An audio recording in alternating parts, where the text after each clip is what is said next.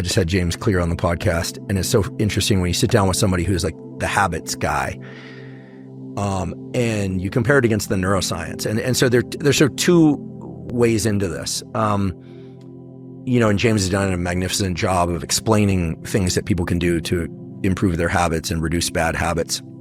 The reason I'm so bullish about people understanding a little bit of mechanism behind the checklist of things to do is that I do think that when people understand mechanism, it gives them flexibility over the so-called protocols. And I think it also allows them to customize those things for themselves. Let's face it, if you want to go online now and just say, what are the top 10 things I can do to improve my sleep? And you get a list, you put those on your refrigerator, put them next to your bed. Why doesn't everyone just do that? Yep. It's because the way that people go about learning information strongly drives whether or not they apply that information. Yep. Okay, so in fairness to James and the incredible work that he's done, I'm going to just kind of look at this a little bit through the lens of neuroscience. And I'm really glad that we're talking about this because one of the things that he said that I think is so true is that the thoughts and by extension the emotions, but really the thoughts that you have right now, your ability to focus right now, is strongly driven by the inputs you received in the preceding hours and even days. So one of the things that's really interesting about focus and attention, and a lot of habits have to do with, I don't want to procrastinate, I want to do this. We can talk about exercise, but let's talk about cognitive stuff. It's very, very clear that if you have a hard time getting into a bout of work or even staying focused, there's a very good chance, I believe, that your breaks between work and what you were doing before work was too stimulating. I'm a big advocate for boring breaks, and I'm a big advocate for silence before and after bouts of work for a couple of reasons. Let's think about it on the back end. Let's say you're trying to learn something or read a book or just do something that you're not reflexively doing. You want to create this habit. It's very clear that neuroplasticity, yes, requires alertness, requires focus. You need sleep later that night. I've been beating that drum for a number of years.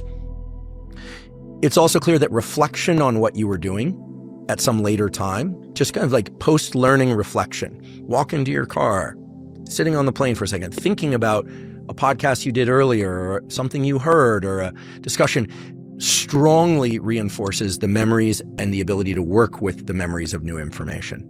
And this is something that we've given up largely because of our smartphones.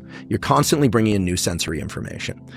All the data, I did an episode on how to best study and learn. I went to the data to find out, because I have my methods, but that doesn't mean they're the best methods. Reading, rereading, note-taking, highlighting, it's all fine, but it turns out that biggest lever is to self-test at some point away from the material. So testing is not just something for evaluation of others. It's a way that we should think, how much can I remember about that conversation?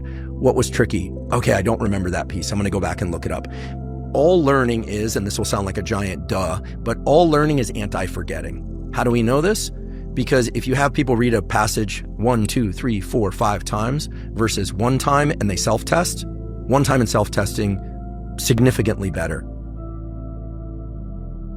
Reflecting on what you were trying to do or learn or solve, even if you don't remember, even if you're still puzzled by it, is so vitally important to the anti-forgetting process. Okay, now in terms of actually being able to focus, actually being able to do work, it's so clear that thoughts, and this is the beautiful statements and work of a woman named Jenny Groh, who's spelled G-R-O-H, at Duke University, who's a neuroscientist, been studying sensory integration for a long time. I've long thought about, and I think we now understand as a field, what sensations are. So sensations are the physical stimuli in the environment, photons of light, mechanical pressure, volatile odorants in the environment that lead to sight, touch, smell, etc. How that gets converted into chemical and electrical signals in the brain, we understand as a field. We understand sensation. We understand perception. Perception is which of those sensations you happen to be paying attention to, okay? We understand emotions now more as a subset of something that we think of more broadly as states that are set by your autonomic nervous system, how alert you are, how not alert you are, and then emotions are kind of layered on top of that, right? Lisa Feldman Barrett has beautiful descriptions of these and so on. And there's some debate about what emotions really are, but we know what they are neurobiologically and psychologically. And behaviors, we know what they are, right? It's a behavior. And then there's the don't go behaviors, the suppression of behavior. And then there are memories, right? But for the longest time, it's been unclear, what are thoughts? Like what are they? Are they just like spontaneous geysering up of memories, or like what's going on there? And Jenny Grow, I think, has the absolute best description of these. And this is based on experimentation. Think about a dog, okay? What kind of dog is it? Golden Retriever. Golden Retriever, okay. So as you think about the Golden Retriever, like what other things come to mind about the Golden Retriever? It's got a little neckerchief on. Okay. Red neckerchief. Great, red neckerchief. Like what else about Golden Retriever? Fluffy. Fluffy, okay. So there's a tactile thing. Okay. Anything else about Golden Retrievers? This is very specific to you. Bouncing up and down, rolling on its back. Smells a little bit, but I like it. Great. Okay. So there's I like it. You like this. Okay. So Jenny Grow's and others' data point to the fact that thoughts basically start with some seed element, some noun, some pronoun, some thing, some event. And then what the brain does is it essentially starts to call on more and more sensations and starts layering those in. More and more prior sensory events. It's red handkerchief. Okay, brain, it's fluffy. There's a tactile. And that thoughts really are the layering on of more and more sensory memories. And thoughts are really a layering of the senses in abstract thought space. Now, this is not meant to, make something from nothing, but it's so important that we understand this, because you think, what is the ability to think? Well, the ability to think is constrained by the number of different senses I'm trying to place on a bunch of different things. And so that's how we navigate through environments, which is what Jenny Grow's main work is about, how you find yourself in space. I can't look at everything in this garage. I have to focus on certain things, find the Phillips head screwdriver, go over there, and you're discarding all the other information. Now, when you think about sitting down to do work or to learn something or prepare a podcast, it is so important that you limit the number of sensory inputs coming in, not just during that event, but before. Because the sensory stimulus that kind of sets off this cascade of layering in more and more sensory memories and understanding is begun before you sit down to read your book. This is why you read a portion of a book and then you're like, oh wait, I wasn't even paying attention. Your brain is still working with the sensory inputs from before. It's not thinking about them consciously. So this is vitally important. If you go back and you look at the history of attention and thinking, and you can find these incredible pictures that they would give kids who had trouble, probably had ADHD or just kind of rambunctious boys in most cases. And they literally gave them helmets with 2 eye holes so they couldn't look at anything else. Like they couldn't blinkers hear anyone else. Right. Used to be, kid with the hoodie on and the cap, and you'd write. Now, what have we done? The challenge is that we've brought an infinite number of sensory experiences into the thing that you're looking at. Oh, wow. So we brought all the sensory inputs through the device that you're holding. So the narrowing of your perspective hasn't helped you to narrow the distractions. That's right. Cognitive space is still infinite, even though the spatial limitation of where you're placing your attention is very restricted. So the fact that you have so many competing thoughts has everything to do with that. And it also has everything to do with what you were doing in the 10 or 15 minutes before you sat down to try to work. Now, in China, they're doing some very interesting experiments of having kids stare literally at a focal point on the wall for a number of minutes before beginning their work. Sounds a little extreme, a little military, but one thing that I've been doing before I prepare to do any writing, any podcasting, any work is I try and make myself as bored as possible. I try and remove as much sensory input as possible. I might think about my breathing because it's hard to not think about anything. But I really have started to limit the amount of sensory information coming into my space. I have an entire floor of where I live now. I live in kind of an odd structure now, but the entire bottom floor is a no phone zone. Once or twice I brought my phone down there, but it's a no phone zone. I'm going down the stairs, there are no phones in there. I'm trying to figure out how I can have no internet there. I have this little tent sauna that I use now with incandescent lights Faraday that I love type. because I couldn't use my barrel sauna where I was at. I think it's Sauna Space makes these incredible. I like them because they get hot right away and it's got the red light. I go in there. It's it's grounded and there's no Wi-Fi in there. The phone goes dead the moment you go in there. So you're in a mini Faraday cage. Yeah, and I don't like bringing the phone into the sauna. Are you in your same place that I went to, or is this a new one now? No, so I actually converted a art gallery into a living space. I've always wanted to do this. So now I have my No, it's not the same space. I have my gym. I've got an upstairs loft where I live, and then the downstairs is a workspace. I have an octopus now. I have a tank with an octopus in it, although it's a bit shy, so I'm probably going to. You're becoming increasingly esoteric.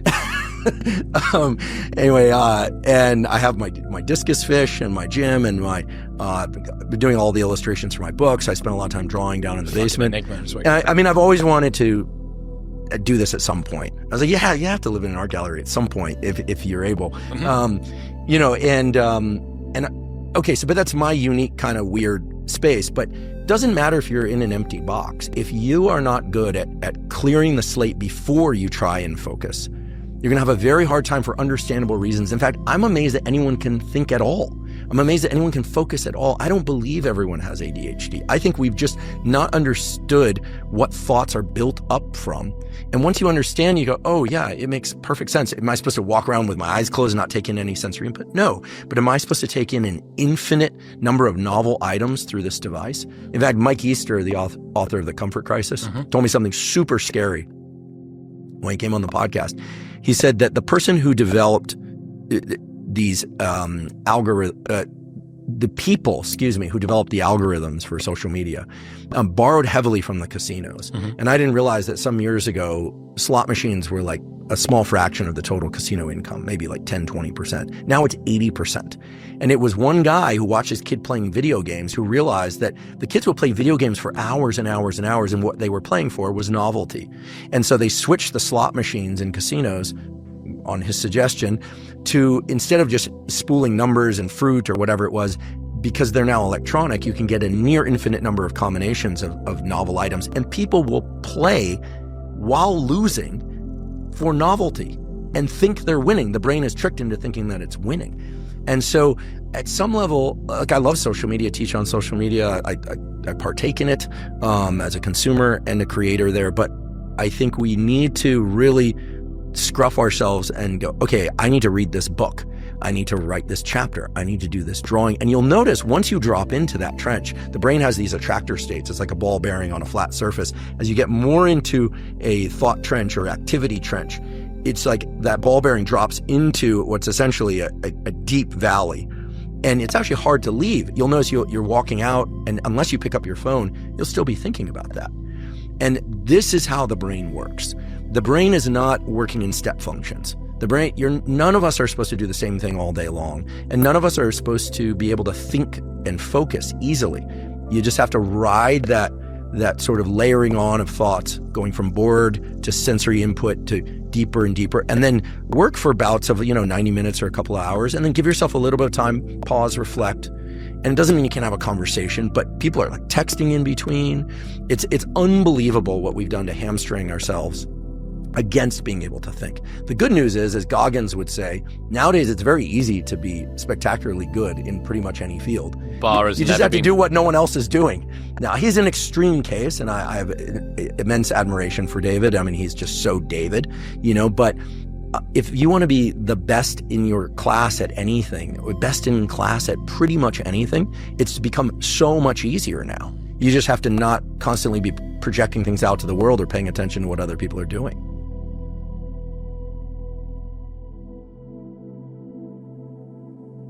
So there seem to be two general forms of burnout. One is I'm exhausted in the morning and I just can't get into gear. And then it's like caffeine, exhausted. And then late day, okay, finally, I caught the wave front, and then I'm having trouble sleeping, and then the whole thing repeats. Wired but tired.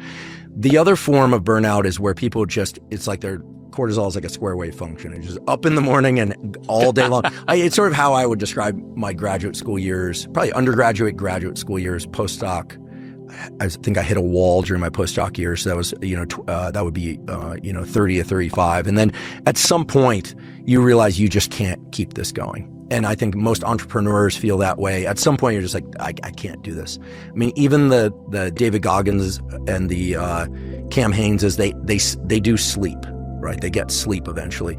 So I think the main way to think about burnout and exhaustion is to ask oneself, okay, if I had total control, when would I naturally wake up? When would I naturally go to sleep? Like, what would be my preferred times to do that? And then whatever your wake up time is, to really treat that first 3 to 6 hours of your day as go time, and to do the things, bright light, hydration, exercise, caffeine, et cetera, that really push you into the day. But then really essentially doing all the opposite things that you do in the morning in the last, ideally 4, but most people won't do that, last 2 hours of your day. Dim the lights, caffeine, forget it. You should have halted that probably 8 hours before sleep. Limit your hydration, right? Unless you're dehydrated, limit your hydration. Long exhale breathing, anything that can bring your cortisol levels down and bring your melatonin levels up, which is why we're so bullish about dimming the lights later in the day. And, we were talking about the red lens glasses to block out short wavelength light, which, by the way, a lot of people have said, well, the study is showing that screen light disrupts sleep. Very variable between people. People have different levels of retinal sensitivity, so how much screen light will disrupt their sleep. But it's not just about sleep. There's a beautiful study published in Proceedings of the National Academy of Sciences that showed that people who sleep in a room with an overhead light of 100 lux, which is extremely dim, show abnormally elevated morning glucose levels. Makes perfect sense. Cortisol mobilizes glucose, and this is through closed eyelids. Okay, so you have to get the light down to maybe 1 to 3 lux. And you say, 1 to 3 lux, it's basically dark, dark, dark. A candle light is very low. A bright full moon, where you say, oh, it's so bright out, is actually only about 1 to 5 lux. So we think of these sources as very bright, but nature set us up to have bright mornings and dim, dark nights. And some people will say, well, there's no light where I live. Listen, you don't need to see the sun as a delineated object. If you compare how bright it is, let's just say even in the dead of winter in the UK at 9 a.m., walking in a place with no artificial lighting outside, no street lamps, versus midnight the night before in the same location, you'd say you can navigate in the one case without any artificial lighting, without what we call flashlight, you call a torch. But in any case, the idea is that there are a lot of photons coming through, and you want all of that early in the day, and you just want to do the inverse in the last part of the day. So I think to avoid overwhelming people, because people have so much to do and think about, get the first hour of your day right. Get the last hour of your day right, and you'll greatly improve this morning cortisol peak, late day cortisol reduction, which is what you want, and you'll get your natural clearing out of any melatonin that happens to be in your system, because bright light quashes melatonin through a different pathway, but that also originates with the eyes, goes through the suprachiasmatic nucleus and a couple other relays to your pineal, shuts down melatonin production. And then late in the day, you just make it dimmer, darker, darker, darker, and you bring up your melatonin, you bring down your cortisol.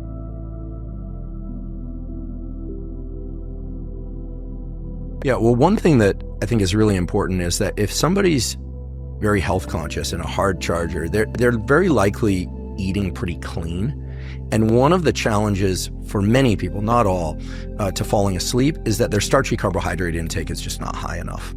If you go on a very low starch diet, like let's say you just go, meat, fruit, vegetables, or you go pure keto, you'll have a lot more energy. Some people who follow that kind of regimen can sleep well. Some people, like myself, find that unless I have some rice or oatmeal at some point during the day, especially if I'm doing resistance training, it's actually very hard to fall and stay deeply asleep. And if I just add, I guess you call it porridge, we call it oatmeal, but you have a small amount of starch in the form of whatever starch is fine for you. I eat starches. I realize this is heretical in the health and wellness space, but have some rice or some homemade pasta or some sourdough bread or oatmeal or something. If you're having trouble falling asleep, take a look at how much starch you're having. I don't recommend gorging yourself with starch late in the day, but having some starchy carbohydrates in your final meal, which probably comes 2-3 hours before sleep or something like that, can certainly help a number of people fall and stay asleep. I've heard that many times. I certainly know I did meat and fruit as a part of trying to fix my health because brain inflammation was really high. I was getting a lot of brain fog, memory loss. One of the things that I found that could counteract that a little bit was going very, very low carb, but that also impacted my sleep. And I felt wired but tired, very adrenaline-y all the time. Sure.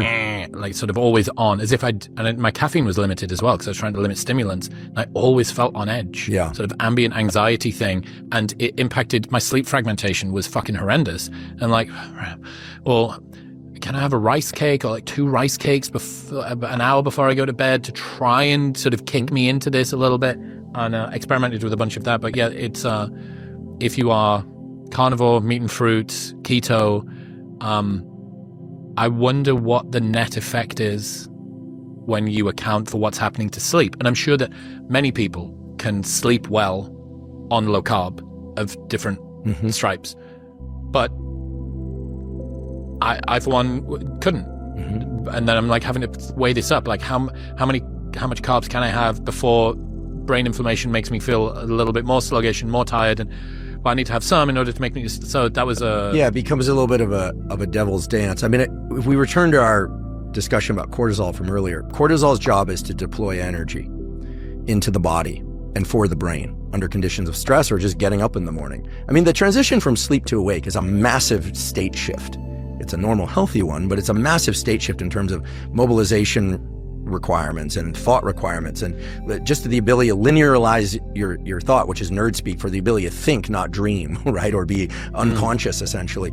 So when you have low circulating glucose or energy stores, cortisol's job is to mobilize glucose. So when you're on a low carbohydrate diet, your baseline cortisol is a little bit higher. This actually has been examined. Okay, so here's the deal. If you're on a low carbohydrate diet for a period of time, I think in this case it was 3 weeks or more, your cortisol curve, that high in the morning, low in the afternoon and evening, kind of normalizes a bit. It's still a little bit higher at every point than it normally would be.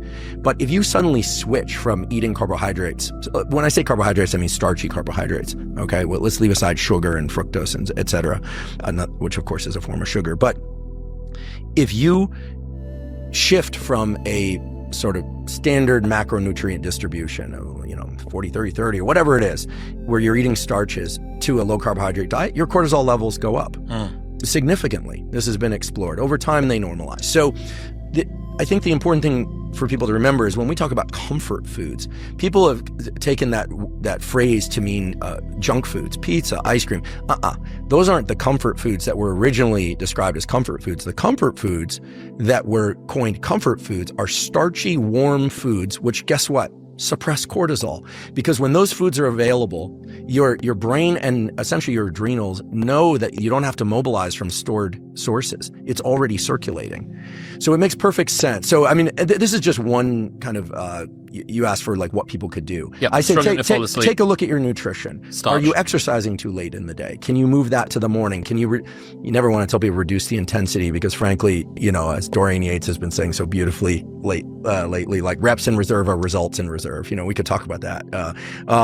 But I think most people are probably not pushing hard enough, but some people are just pushing way too hard in the gym, way too late, and then their cortisol levels are elevated. Makes perfect sense why you couldn't sleep. So I would say look at your diet, make sure you're getting enough starches at some point throughout the day, maybe even taking in a few starches in the couple of hours before sleep, and just see how your sleep does. There's some interesting data, although people should talk to their doctor about taking very low dose, 1 milligram lithium, I think it's the orotate form, in order to encourage the ability to fall asleep and get more deep sleep. But of course, we're talking about lithium here, so people need to definitely talk to your doctor. There's some other things too.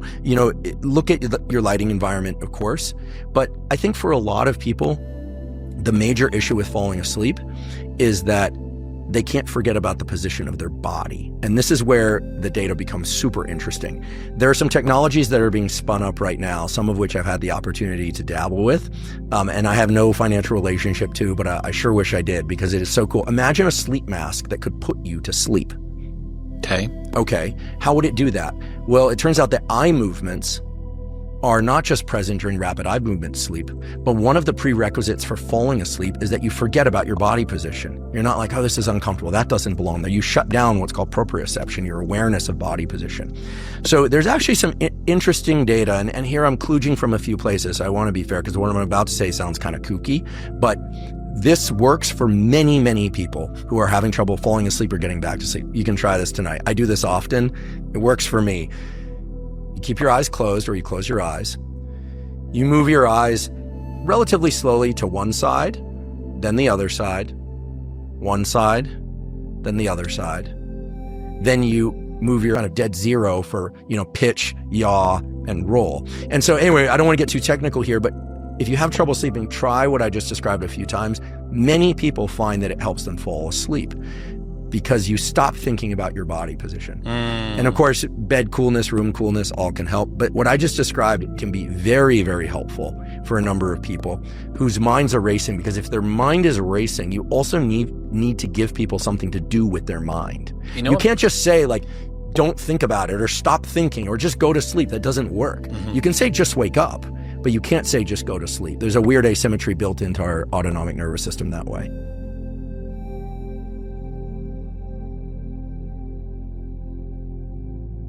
Breaking bad habits involves a lot of top-down control. Prefrontal cortex suppressing the activity of these hypothalamic and other subcortical neurons.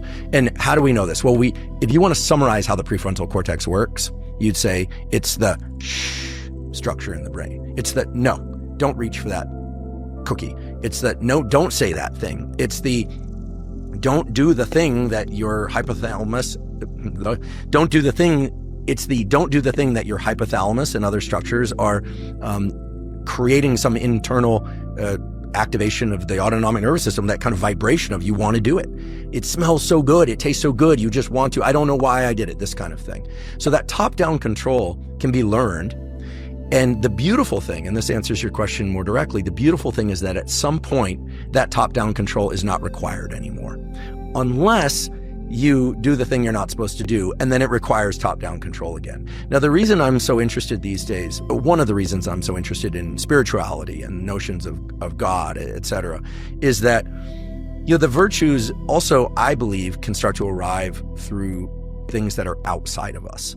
Now, I realize that sounds very unscientific, but if you look at the science around religious belief or belief in higher power, or the notion that humans don't have all the answers, not even the collective consciousness, what you find is that for everything from recovery from addiction to recovery from immense loss, I mean, the kinds of losses that go way beyond, a death of a family member, although that's intense, death of all one's children, for instance, horrible things that people have been put through, almost without fail, moving through that with any kind of sense of self-preservation and not engaging in just self-destruction, which is what most people do, almost always involves some notion of top-down control from outside, being encouraged or even instructed to do the right thing, feeling as if something is coming through oneself. Now, we often hear about this in the creative process. People like Rick Rubin, and I'm a big Twyla Tharp fan, the choreographer, will talk about, most creatives will talk about sort of downloading things from outside of them. It kind of moves through them as opposed to arising purely within them because of all that sensory experience. And they can get into kind of these higher realms of spirituality. But when we're talking about breaking bad habits, overcoming immensely difficult scenarios that normally would throw people into complete self-destruction or just giving up, which is a bad habit in its own right. It's as if the top-down control is so immense, like the going against oneself that's required is so immense that when people hand that over to God, whether or not it's Christ or whether or not some other form of God that they are, that they're attached to, it seems as if they get some relief from the process, and yet it's very effective. And you can't deny this, right? Just as a phenomenon. I mean, let's take off our hats as scientists and people who kind of parse things. Like, how could it be that the thing that's hardest for humans to do for themselves becomes far easier when they stop trying to do it for themselves? It's a wild mind bend that neuroscience doesn't really understand. But what we're really talking about, let's say this were alcohol, and I'm not an alcoholic, fortunately, but let's say I had immense difficulty in refraining from alcohol, and this would be the precise environment in where alcohol would be attractive. The amount of top-down control that's required is immense for somebody that's recently sober. They have to, hopefully they're in 12-step, they have to call their sponsor. It can be jarring anxiety. That anxiety eventually subsides. I mean, alcoholics eventually can hang out in bars and not have a drink, but there's a long period of time where they can, and many never will be able to do that. But the notion of a higher power is central to almost every alcoholic, at least who goes through AA, getting sober.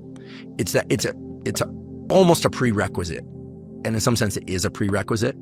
And it's so brilliant that it is because it takes away the need for constant top-down control. You give that over to something else, this notion of a higher power. Mm-hmm. For some people, that's God. For some people, it's Christ. For some people, it's, just general higher power, because 12-step is very agnostic as to, what people consider higher power. But I think it is not a coincidence that the Bible writes in these kinds of things about sins and virtues and the need, not just good works, but avoiding sin, and acknowledges in some sense that it's, in some cases, near impossible for people to do on their own. And yes, community can help. And yes, reward processes can help. And yes, punishment can help. These all work. We know this. You see this in animal learning studies. Where humans are different is that they can, as far as we know, humans are unique in their ability to give this top-down restriction process over to some other entity. And it makes it easier, not harder. And it makes it more concrete somehow, not more abstract. The only abstract piece of it is that, you can't shake this entity's hand, at least not in the standard sense. What do you think's going on? As usual, you always ask the question, which is why I'm stumped, right? I'm trying to parse what could be going on, but it always lands me back in neural circuits and neural structures. I'm excited by some of the data that are starting to look at how consciousness might involve things from outside the brain and, maybe multiple brains. And all I know is that having spent nearly 3 decades thinking about and researching and talking about neuroscience, that, we know a great deal about how sensations, perceptions, thoughts, memories, emotions and behaviors are constructed, right? What we do. And yet we don't know how this piece comes about. But this piece has been central to the human historical perspective and human experience. And I don't think we're any longer in a place where we can even talk about human evolution without this, right? I think humans evolved in the context of this. And that's why I don't see them as mutually exclusive. Much more a part of our history than the anterior mid-cingulate cortexes. Yes. In fact, no one needed to know that the anterior mid-cingulate cortex existed to know that there's this thing called tenacity and willpower. I think that the fun twist is that it's a highly plastic structure that we can engage and grow, and that reinforces the sets of behaviors that are involved, and I think adaptive, right? But I absolutely think there's something real there, and I say that completely as a scientist, right? I'm used to immunostaining for proteins and running westerns and, recording from neurons and, looking at neural circuits using any number of labeling techniques. I'm a man of science, but there's just no doubt in my mind that this process of giving over to the understanding there's something much greater than us and that we are not in total control, at least not in total control. That feels very comforting to me because of the way I've seen it help so many people. And, I won't be shy about it. It's helped me tremendously. I'm in a very serious prayer practice daily now. Every night before I go to sleep, without fail. I'm going on a couple years now where I've not missed a single night. I'll get out of bed if I fall asleep and do that. It's like and then also just prayer as a thing. Let's say it's just purely neurobiological. Let's say there's nothing outside of us that, in the real sense. I don't believe that, but let's just assume for a moment. Well, then my neurobiology seems to be responding to all this very, very well. And I don't think I'm alone with that. In fact, I think there are too many burdens in life for anyone to be able to navigate life extremely well without these notions of higher power. I don't think people can do it. And you could show me the most successful, wealthiest people in the world, and I would say, yeah, but they are highly deficient in this area. Not because I'm judging them, right? We're all deficient in some area, but it must be. It has to be, because there's this huge gap in the knowledge set.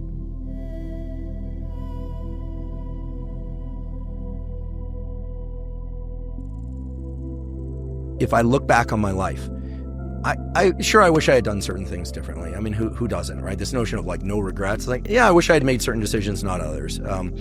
But by and large, I'm very, very happy with the decisions I made, by and large. And I was happy to discover resistance training and running and neuroscience and, cuttlefish and ferrets. I had a pet ferret, and I don't recommend bulldogs. And I have an amazing relationship to family and friends, and I'm very blessed in my personal life, and my romantic life is feeling awesome these days. And it's just it's overwhelmingly positive, despite a lot of strain and hardship. But the one thing that I wish that I had done earlier was to stop resisting the voice in my head that said, I think there's a God and I'm going to pray. I kept pushing that away. It was incompatible with my notion of what it meant to be a scientist. It was just incompatible with things I just kept pushing down, and yet at the same time wishing for it. And recently on my 50th birthday, I had to give an uncomfortable toast because, believe it or not, I'm somewhat introverted, especially in large groups. I'm happy to talk science and talk like this with you, but and I said it then, and I'll say it again now. Like, I'm 50, and for the first time in my life, my entire life, I've experienced sustained times of real deep peace. Like, just peace. Like, like, everything's okay. Everything is as it should be. Not just some little mantra that you say when you're on the Big Sur coast. Like, and why? I think it's because I stopped fighting so hard to try and control everything inside me and in my life. And as a consequence, everything's become much easier. It's still challenging, but much, much easier. And it's 100% because of giving over to notion of higher power. I'm very direct about it. It's God, higher power for me, right? Reading the Bible, this kind of thing, prayer. I mean, these are practices. This isn't just I believe in God. These are practices. These are faith-based practices. And it's become a source of immense intellectual stimulation for me, and also just relaxation. And it's my wish for anyone that's like struggling or doing well, because I'm certain that it holds so much power. And again, even if it turns out, and I'll never know, but even if it turns out that it's all filtered through, standard neurobiological mechanisms, okay, I'm good with that. But in the meantime, like, I'm going to keep praying. Like, and you can look at examples all around and all through history where people have said similar things in circumstances far more challenging than mine, and they'll always point to the same thing. I mean, people are pretty can be pretty irrational, but at the same time, humans are also pretty miraculous in what they're able to build and develop. And this whole thing of, God and religion has not been discarded. If anything, it's growing, right? I mean, you know the data on that better than I. So anyway, I don't have a whole lot more to say about that. You said something to me over 3 years ago now. You said, it's all internal. Can we revisit that? Yeah, I guess now I would say it's all internal except for the stuff that's coming from outside the human awareness. Mm-hmm. Yeah, but it's all internal in the sense that good on you for remembering that. It's all internal in the sense that, I think that the big mistake that I made for a number of years was trying to find the thing that comes from outside that's going to change things. And, Lord knows I love caffeine and I love doing certain activities and learning. But at some point, you realize that the ability to withhold reflexes that you don't want to have, like, getting your temper sparked or something. People say no one can make you feel anything, and I say that's crazy. People can make you feel things all the time. The ability to not speak from your first thought but your second or your third. You hear these kind of cliches, right? But all of that ability comes from inside. It's from doing internal work. And it's kind of amazing how much we can accomplish, and I'm certainly not the first to say this, how much we can accomplish by just stopping and listening and going, wow, like, my brain's crazy. It's like all these thoughts, all this stuff. Oh, too much input coming into this. Like, I've got to shut down this thought path. Also realizing that, because these thoughts layer on themselves, our sensory memories layer on top and we feed our thoughts. I mean, Jenny Grove's description of how thinking works makes you think that, yeah, like if you're ruminating on something that really bothers you, you probably do want to distract yourself, unless you're really going to work on that thing. That you really can feed thoughts like embers in a fire. And it's important to not do that if it's not adaptive.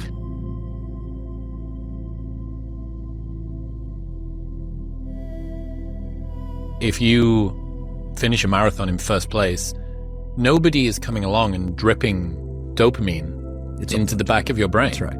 It's all internal. This is self-generated stuff. The satisfaction that you get for finishing a hard workout, the love that you feel from being with the people that you care about, the peace that you have for lying in a hammock in a sunny spring afternoon or whatever. At no point are you being sort of flicked different neurochemicals and sensations. Like, this is a part of your system. Yeah. And if you hit the system hard, like the thing I absolutely suggest people never do is, something like methamphetamines, right, is going to, 1,000-fold increase in dopamine within moments. I mean, is that what that is? Yeah, as compared to, or even more, as compared to cocaine, which I think is like 200, like a 200x, and I mean, or maybe a doubling. I mean, I forget the exact numbers, but there's this chart that Anna Lemke will often put up. And methamphetamine is you're basically gonna dump as much dopamine as you ever could in that moment, and then the trough is obviously proportional to that. It's kind of fun too to think about how, because of conversations from me and you and others and Matt Walker, like the world kind of understands dopamine now. Mm-hmm. They understand the nuance of every little bit of every one of the 4 different pathways, and there's probably 5, et cetera. No, but that's okay. Like, do people not understand everything about cortisol, melatonin? No, but I think the world is now armed with a lot better knowledge of their own physiology and psychology and how those emerge. I also think that we're starting to understand, actually on the way over here, my producer and close friend Rob was talking about this, that, everything now is gambling. Social media is a form of essentially gambling for dopamine, likes and follows, markets, I mean, my team, their team, the politics. I mean, a good friend has said, that all addiction is gambling, all addictions maybe are gambling, in different forms. I would say it all boils down to the same neural circuits of anticipation and reward, anticipation. And, and the scariest thing was, I have a good friend, Ryan Suave, who works with addicts and he's trauma therapist as well, incredibly talented guy. And he said that, the scary thing is he's known many gambling addicts that get addicted to the shame from losing. Ugh. Wow. And when we said that, you're not even chasing the wins anymore. You're chasing the losses and the way that you feel about yourself after you've lost. Yeah, it's almost like the wins were not big enough, and so they're just chasing the self-shame and the hatred and it's really sad. Gambling addicts struggled.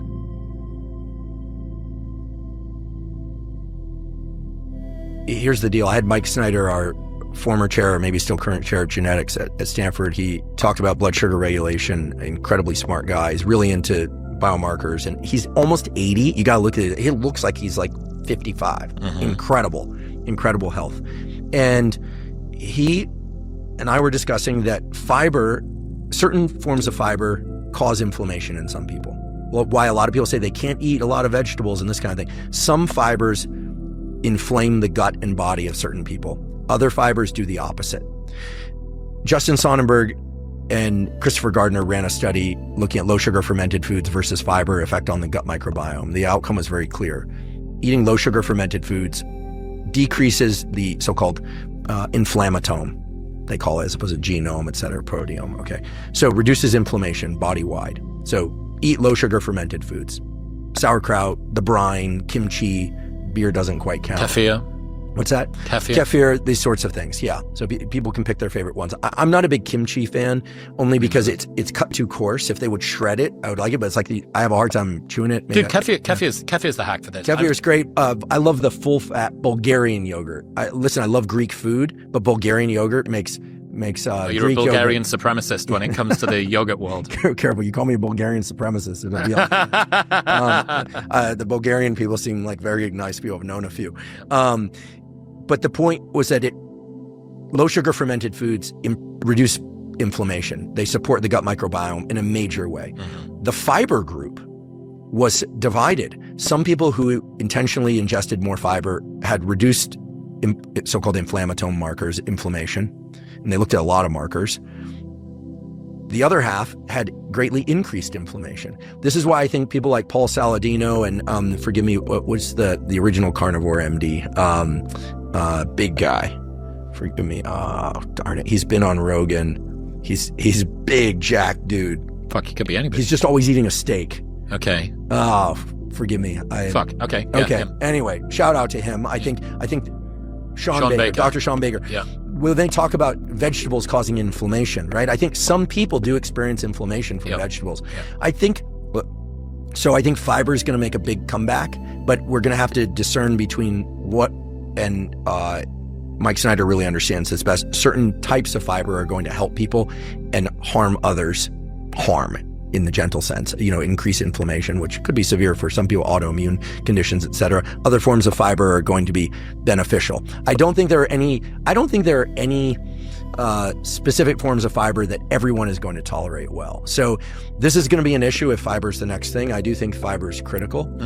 I eat sauerkraut every day. I drink the brine off the sauerkraut. I actually drink the brine, then I put water back in it, add some salt, put it back in the fridge because I just like that after I go for a run or work out. It's just delicious, right? It's delicious. And also, if you go buy these fermented brines as a product, they're outrageously expensive. Yep. And you're supposed to have like this much. Okay, I'm a grown man. I'm not gonna have this much of anything. Okay, certainly not food or drink. Certainly like, not. What I'm gonna have like a thimbles full of brine. It's like, no, I want to drink the whole thing. Like, come on. Okay. So and it greatly supports the gut, and the healthy bacteria thrive in that environment. So yes, I think this is the way it's gonna go. If I were to say, okay, like what other things? We didn't talk about melatonin, which I'm not a huge fan of, as you know, but melatonin had a run a long time ago. It was like a hormone in a supplement form, and people were just downing this stuff. It's amazing it ever broke through. And you can get 50 milligram, 20 milligram. It's crazy. And and people will fight me all day on this, and I'll fight right back until they quit, because there are amazing animal data showing that it can suppress the hypothalamic gonad axis. Like, doesn't it delay puberty in adolescence? Yes, and it's also true that there's melatonin in all the cells of your body that are not suppressed by light, but rather stimulated by light, acts as an antioxidant. You don't want to be taking large amounts of melatonin in supplement form.